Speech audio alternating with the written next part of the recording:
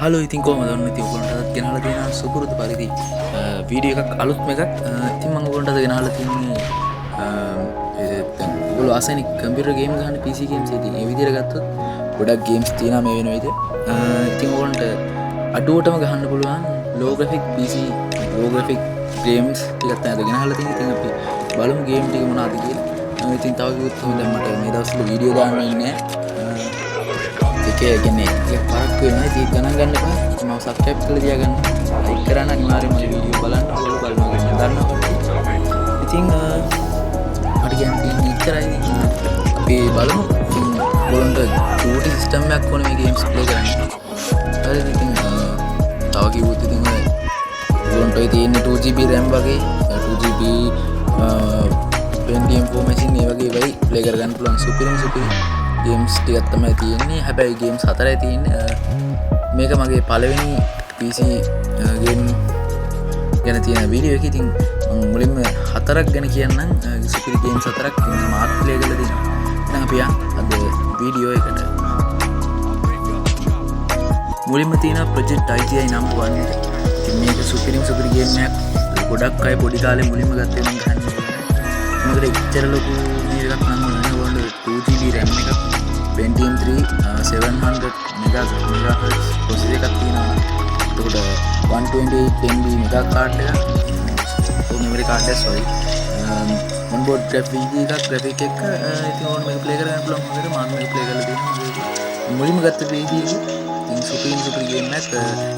මේක රිලීස් වුණේ 2000 අවුරුද්දේ. ඉතින් ඒ අවුරුද්දේ නියම graphic තියෙනවා මේ ගේම් එකේ. ඉතින් චරිත මර ලොකු මේ performance නෑ. ඉතින් දැන් කාලේ වගේ මට සුපිරිටම ප්ලේ කරන්න පුළුවන් සුපිරි ගේම් එකක් තමයි ප්‍රොජෙක්ට් IGI 1 එක. ඉතින් ඔයගොල්ලෝ අනිවාර්යෙන් අරගෙන ප්ලේ කරලා බලන්න ප්‍රොජෙක්ට් IGI 1. ඉතින් ඔන්න දෙවෙනි ගේම් එක තමයි Far Cry 1. මේක නම් සුපිරි ගේම් එකක්. 2004 සුනාමිය ආපහු අවුරුද්ද තමයි අවිලා තියෙන්නේ.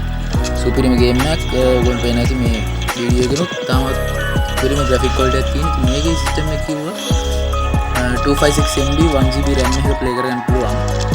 CPU එක ගත්තොත් Intel Core Duo වගේ processor එකක ප්ලේ කරන්න පුළුවන්. onboard graphic එක හොඳටම මේක සුපිරියටම ප්ලේ කරගන්න පුළුවන් සුපිරිම ගේම් එකක් තමයි. මේකත් ඒ කාලේ ගොඩාක් ළමයි අතර සුපිරිම ප්‍රචලිත වෙච්ච ගේම් එකක් තමයි මේ Far Cry 1. ඔයගොල්ලෝ වෙන ඇති දැන්ටත් නිකන් අර සුපිරි graphic තියෙන අතර මේක මේ ස්ටෝර් ලයින් එකේ ගත්තාමත් හරිම ලස්සනයි. එහෙනම් අපි යන් ඊළඟ ගේම් එකට. ඔව් තුන්වෙනි ගේම් එක GTA San Andreas. ඉතින් මේකට නම් ඉච්චරම ඕන වෙන්නේ අර Far Cry එකට තරම්. මේකට ඔයගොල්ලන්ට ඕනේ සිස්ටම් එක ගන්න 256 MB RAM කාඩ් එකක් ඕනේ. දැන් ඒක ගන්න එක පුළුවන්. ඊට onboard graphic Intel මට ඒක නම් මතක නෑ. මම ඒක ඔයාලට මෙතන edit කරනකොට දාන්න. ඒ වගේම තමයි Pentium 3 machine එකක් සහ ඕන Windows 7 වගේ සිස්ටම් එකක මේක අනිවාර්යෙන් හොඳට ප්ලේ කරගන්න පුළුවන්. මේක free store line එකක් තියෙන. එන ඔයගොල්ලෝ ගහලා බලන්න. ඔව් හතරවෙනි ගේම් එක Assassin's Creed 1 එක. ඉතින් මේකත් සුපිරි ගේම් එකක්.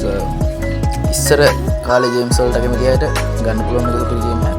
මේකට ඔයගොල්ලන්ට ඕන සිස්ටම් එකක් ගත්තොත් 2.2GB RAM එකක් GPU එකක් නම් GPU එක නම් මට මතක නැහැ. ඒකත් මම ඔයගොල්ලන්ට මේව කරලා දාන්න. හරිද? ඒ දෙකම මට මතක නැහැ අරගෙන. තව ඔයගොල්ලන්ට පුළුවන් Pentium D2 ගෙන